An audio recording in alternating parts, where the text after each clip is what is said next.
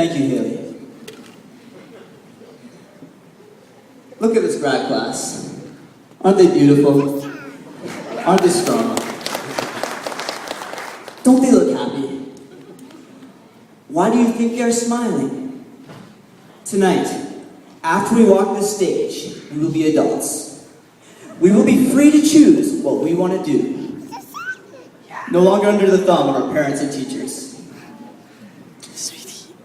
I see parents around here are smiling. Why are you so happy? Over 18 years, you've been raising us as babies, educating, feeding, watering, and nurturing us. You all look so pleased. You are pleased because when we leave this room, your sentence will be over.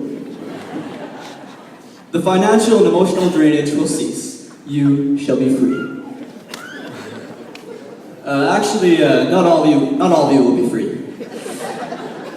Not wanting to spoil the surprise, but I have an unreliable source that at least one of you will soon be a grandparent.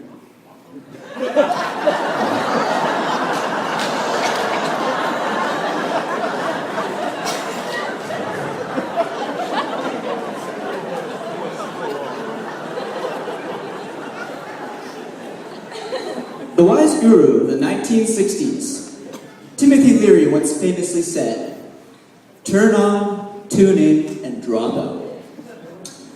A popular trend among graduating students is to turn the heat down and take a year off. Grads strive to find themselves by traveling, attending music festivals, basically catching their breath after the long and stressful period of high school. They are tired of hard work and believe they deserve to find things in life in an environment that makes no demands on them.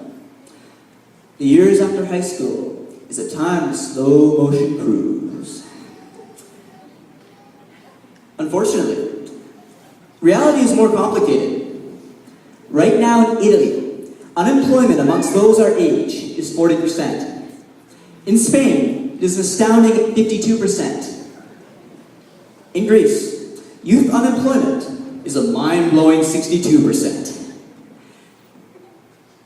In the next few years, economic problems like this could happen here too.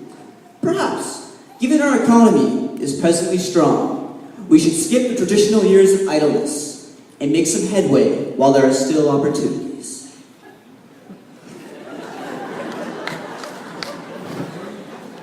I saw a poster recently on the internet.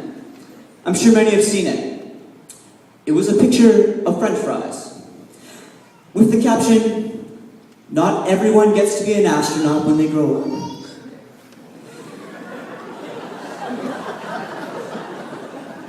Have you ever wondered what astronauts do that makes them so heroic? As far as I can tell, they sit in a spaceship, push a button or two, and come back down. This doesn't seem that interesting or heroic. I hope none of us end up in such a useless career.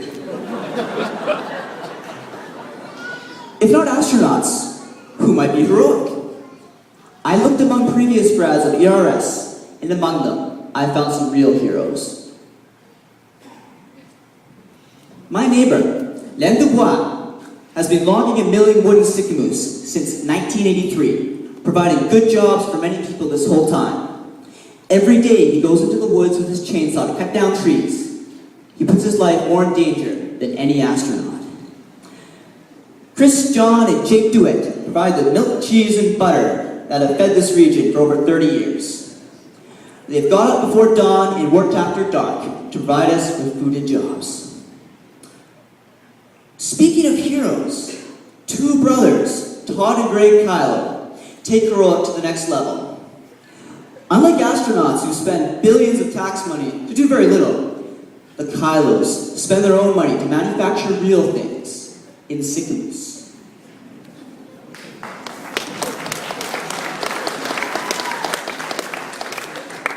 Like what's in the pipe for many of us, my brother Frederick works on oil rigs. This job is much more dangerous than anything the fancy spacemen do. Oil field workers keep our country strong and are our true heroes. What will make the ERS class of 2013 heroes?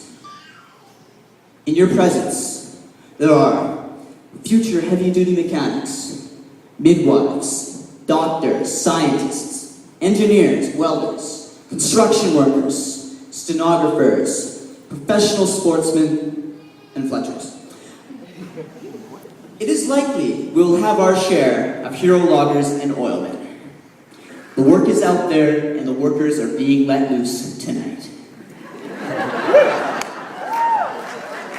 Last week, Pastor Bob from over at the Hub gave everybody who wanted one a copy of the Black Book filled with extremely important stuff.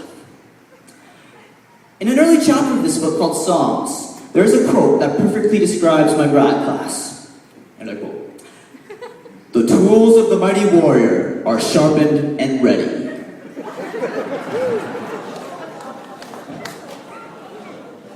There is something even more important coming up in our lives than work. In Canada, our fertility rate is 1.59 child per woman, which is nowhere near the 2-point run required to keep Canada strong.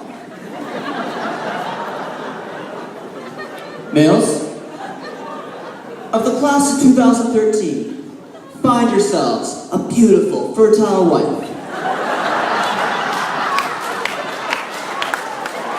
That will bear you many healthy children. Ladies, find yourselves a good, faithful husband. If we all work hard together, we could save Canada by solving the demographic problems.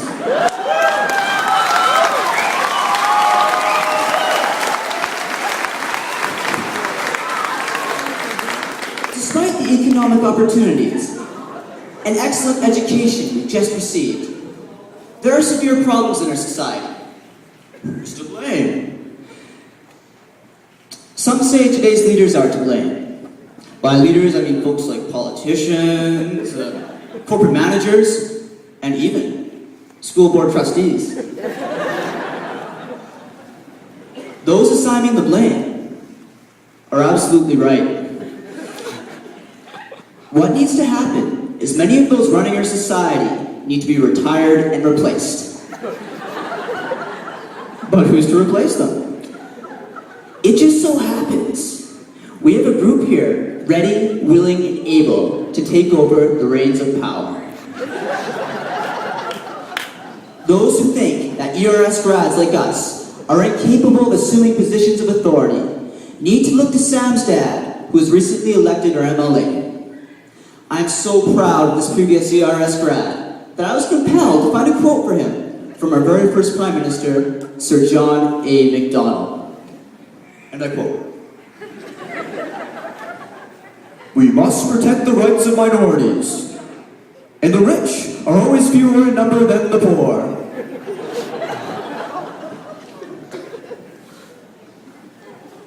Has this grad class accomplished anything? Yes.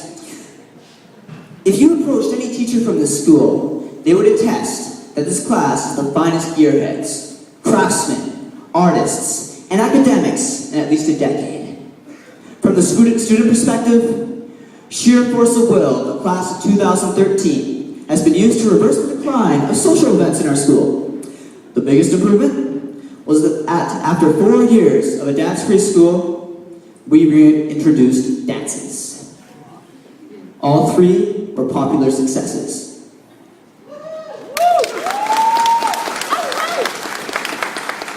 How do we know this is a good grad class?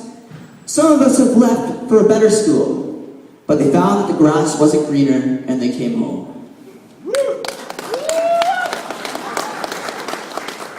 In our culture, it is normal for the youth our age to spend all waking hours playing video games. In this grad class, it is not the case.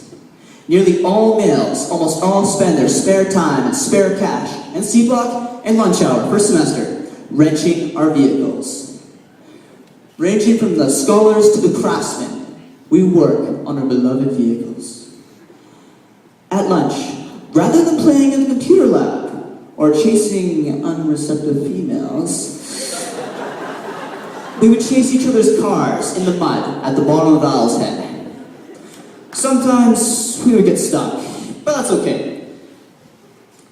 we could pull each other up. Except, of course, when we couldn't. But that's why God made tow trucks. Jesse, I'm glad you are no longer stuck. You could be here tonight.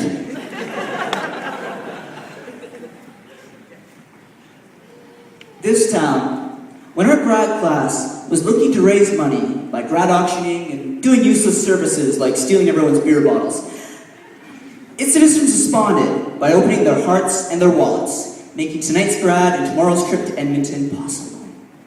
Thank you all. We love you and appreciate your help.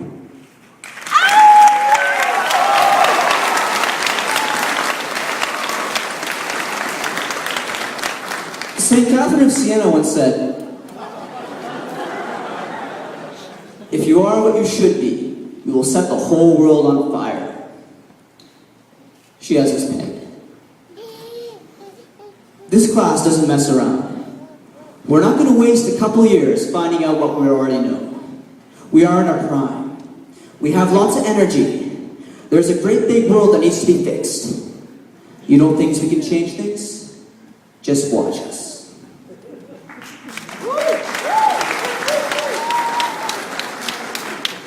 And as we sprint forward into the bright, uncertain future, we must never forget to look back to those who we have left behind.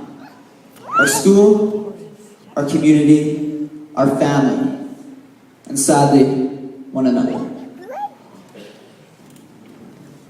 We must never forget where we are from.